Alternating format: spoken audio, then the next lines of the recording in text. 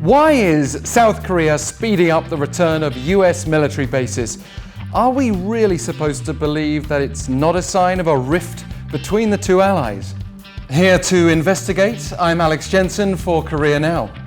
This whole development has been partly buried beneath domestic scandals and global headlines, but it could have a profound impact on the region's balance of power, including not only how South Korea relates to the US going forward, but also by extension the potentially opposing interests of China, Russia and North Korea. So what actually happened? Last Friday, Seoul's presidential office vowed to redouble efforts for an early return of 26 United States Forces Korea bases, citing the results of a meeting by South Korea's National Security Council and insisting that this is not a reflection of souring ties with the US, even though you could be forgiven for thinking that's exactly what it looks like. Just consider recent developments.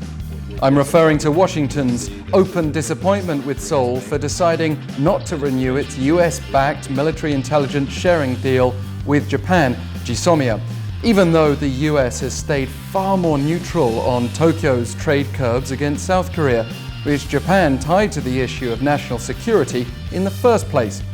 And Seoul then calling in US Ambassador Harry Harris to ask Washington to stop expressing its displeasure.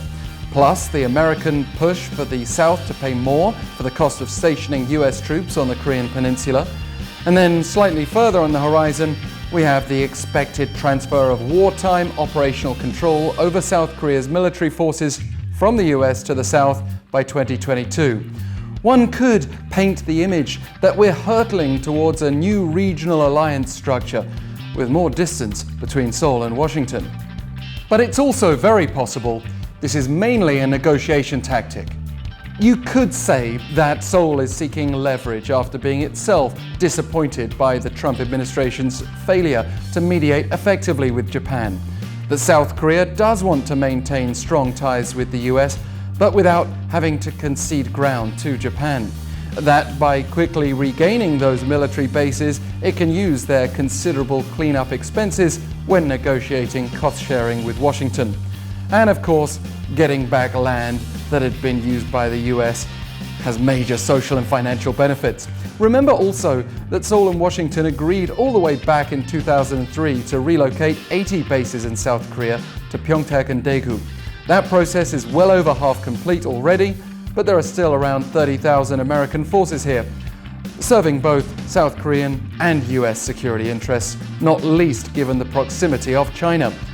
But, observers will ask, how much further is President Donald Trump willing to compromise even his own security interests in favoring a more transactional approach to alliances and diplomacy?